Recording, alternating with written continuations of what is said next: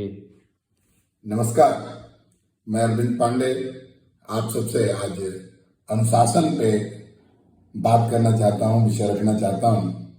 हमारे बड़े ही प्रिय भाई भी हैं, मित्र भी हैं, निर्देशक भी हैं। हम सबको हमेशा शुरू से सामाजिक जीवन की चेतना में भी प्रेरित करते रहते हैं। शुरू के दिनों में संगठन के साथ साथ पार्टी में काम करने के लिए भी प्रेरित किए। ऐसे अवधेश मिश्रा जी ने कल रात में हमसे बात किया और अनुशासन के संदर्भ में उन्होंने कुछ विचार देने का प्रयास किया। इस क्रम में आज हम लोग अनुशासन पे बात करेंगे, अनुशासन को ही बताएंगे, अनुशासन पे ही हमारी क्या व्यू है, हम क्या सोच सकते हैं, उस पर चर्चा करनी है। अनुशासन में जो शब्द है वो अनु और शासन है।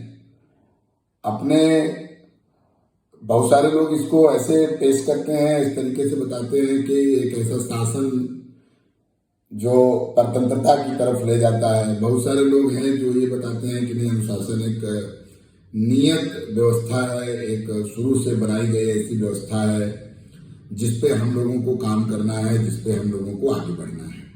बहुत सारे लोग इसको बताते हैं कि विद्वानों का अलग अलग मत है कि अनुशासन एक संस्था के द्वारा, व्यक्ति के द्वारा बनाया जाता है और बाकी के जो लोग हैं उसको अनुशासन का पालन करना ही एक अनुशासन है, उसकी क्रिया है।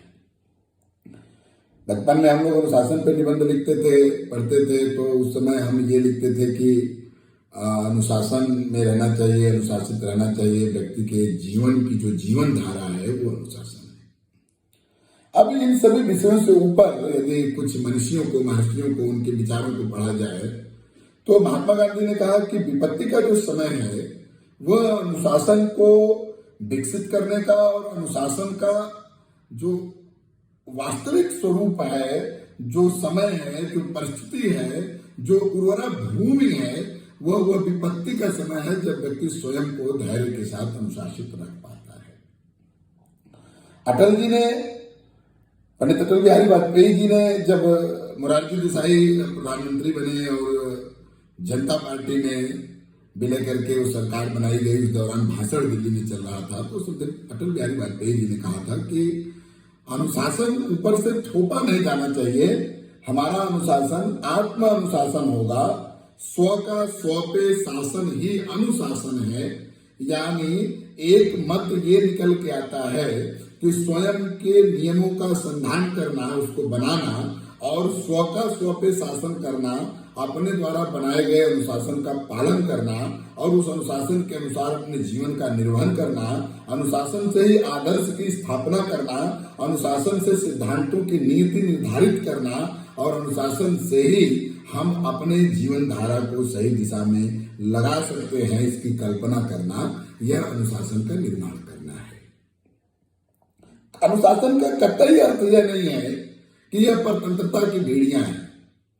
कभी कभी जैसे लगता है कि एक अनुशासन में हम काम कर रहे हैं और कोई व्यक्ति हमको अनुशासित करने के लिए प्रयास करता है, तो कोई व्यक्ति अनुशासन में रखने के लिए प्रयास करता है, कोई व्यक्ति हमको अनुशासन का पाठ पढ़ाता है। पढ़ना चाहिए, समझना चाहिए, सीखना चाहिए, अनुशासन में रहना चाहिए। व्यक्ति और संस्थान के अपने अपने अनुशासन हो सकते हैं, लेकिन वो कार्य विशेष के लिए ही। हम नौकरी करते हैं तो उस कंपनी का अनुशासन, हम संगठन में काम करते हैं तो संस्थान का अनुशासन, हम परिवार में हैं तो मुखिया का अनुशासन। लेकिन जो व्यक्ति का अनुशासन है, जो स्वयं पे शासन का अनुशासन है, जो हमारी दैनिक दिनचर्या का अनुशासन है, जो हमारे जीवन का अनुशासन है, जो हमारे व्यक्तिगत जीवन, जो हमारा व्यक्तिगत पारिवारिक जीवन है, उसका जो अनुशासन है, उस अनुशासन की जो पहली इकाई है, जो प्रारंभिक इकाई है, वह अनुशासन ये कहता है कि अपने जीवन पे, अपने शरीर के नियंत्रण पे, अपने भाव के नियंत्रण पे, अपने संवेदना के नियंत्रण पे, अपने समस्त इंद्रियों पे जो अनुशासन होगा, जो हमारे मनोदशा पे अनुशासन होगा, वह अनुशासन स्व पे स्व का शासन ही है। इसके अतिरिक्त अनुशासन का कोई भी दूसरा स्वरूप नहीं है। किसी संस्थान का ही अनुशासन है, एक डिसिप्लिन है, एक नियमावली है, एक नियम संहिता है। तो नियम संहिता हमको बताई गई, उसका हमको पालन करना है, यह पालन ही अनुशासन है।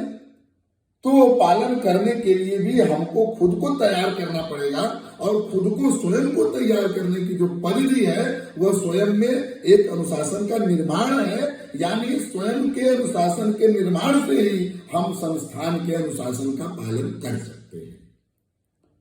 शासन सब आते ही एक दिमाग में छवि बन जाती है कि हमारे ऊपर होने वाला शासन है।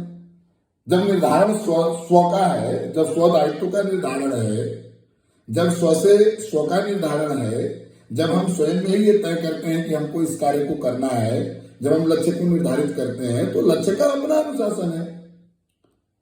लेकिन हमारा उस लक्ष्य के पालन करने के लिए, उस अनुशासन को पालन करने के लिए जो कार्यवाही है, उसके लिए खुद को तैयार करना, स्वयं को तैयार करने का जो शासन है वह स्वयं का स्वयं पे शासन यानी अनुशासन है। एक जो सबसे महत्वपूर्ण बात है, हम आप पढ़ाई करते हैं, हम आजकल व्यक्ति क्या कर रहा है, आजकल पर्सनालिटी डेवलपमेंट के कोर्सेज करते हैं, कंप्यूटर क्लासेस करते हैं, स्कूल में पढ़ते हैं, या हम बॉडी लैंग्वेज की क्लास लेते हैं, या हम ये कह सकते हैं कि समय, परिस्थिति और काल, जिसको मैनेजमेंट की क्लास में टाइम, प्लेस और पर्सन कहते हैं। मैनेजमेंट की क्लास जो पहले डे फर्स्ट से शुरू होती है, उसमें टाइम, प्लेस, पर्सन को बताया जाता है कि समय, व्यक्ति और स्थान के आप नियंता नहीं है, आप उसके निर्धारित अवधि में, निर्धारित परिधि में रहने वाले हैं। यानी समय, व्यक्ति और स्थान के समानांतर जो शासन वहां पे है, उसमें अपने को अनुशासित रखना, अपना अनुशासन तैयार करना, ये अनुशासन है। यह अनुशासन मात्र इसलिए नहीं कि आप अनुशासित हैं और आप स्वयं में ये मान लें कि नहीं मैं तो बहुत अनुशासित हूं। यह आपके भाव से, आपकी शारीरिक भाषा से, आपकी विषय शैली से, आपकी तर्क शक्ति से, आपके बात करने के लहजे से, आपकी बोली से, और आपके जो चुंबकीय आवरण आपका है उसके बाहर प्रदर्शित होने वाले सारे 10 दिशाओं में जो तरंगे फैलती हैं, उन तरंगों में भी आपका अनुशासन महसूस होना चाहिए, आपका अनुशासन दिखना चाहिए, आपका अनुशासन प्रदर्शित होना चाहिए। जब हम अनुशासन के प्रदर्शन में पहुंचते हैं, जब हम वास्तविक स्वरूप अनुशासन का उत्पन्न करते हैं, जब हम अनुशासन को मूल रूप में लेते हैं, तो फिर वही घूम फिर के बात आ जाती है कि हमको किसी व्यक्ति, संस्थान के शासन में रहने को अनुशासन नहीं मानना चाहिए।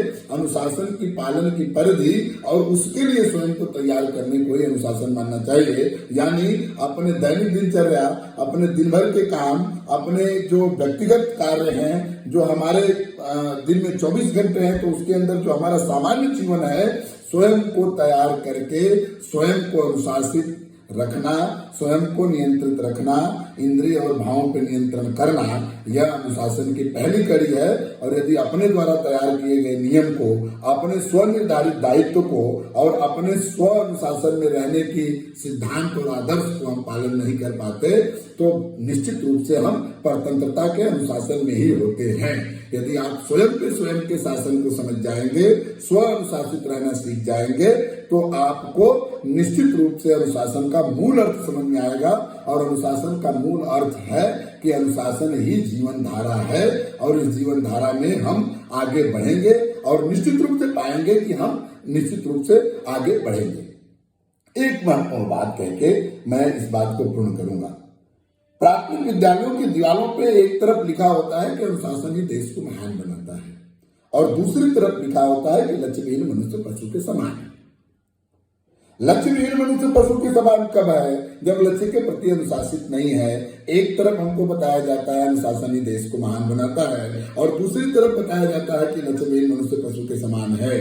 यदि हम अनुशासित हैं, यदि स्वयं का शासन स्वयं पे करना जानते हैं, अपने अनुशासन का पालन करना जानते हैं, अपने अनुशासन को नियम संहिता बना सकते हैं, तो लक्ष्य के अनुशासन का हम पालन करेंगे, तो हम लक्ष्य विहीन नहीं रहेंगे। यानी दोनों तरफ दीवारों पर लिखी गई बात की जो एक रूपता है वो ये है कि लक्ष्य भी अनुशासन के उसके पालन से ही प्राथमिक इकाई की शुरुआत करता है। अर्थात लक्ष्य, योजना, निरंतर प्रयास, धैर्य और आत्मविश्वास, जो ये सफलता के 5 मूल मंत्र हैं, इसकी नियम संहिता, इसकी आचार संहिता और इसके सिद्धांत और आदर्श अनुशासन से शुरू और अनुशासन पे खत्म होते हैं। इसलिए हमको प्राथमिक इकाई अनुशासन को जीवन दर्शन के लिए, जीवन धारा के लिए समझना अत्यंत ही आवश्यक है। बाकी और अनुशासन पे हम बातें करेंगे। वर्तमान में हमने एक बात बताया, फिर इसको आप समझ सकते हैं कि स्व पे शासन ही अनुशासन है और उसका निर्धारण हम स्वयं करते हैं। ये कतई परतंत्रता का प्रतीक नहीं है, यह स्वतंत्रता का प्रतीक है और स्वतंत्र अनुशासन ही आपकी सार्थकता की प्रमाणिकता है। जय हिंद, जय भारत।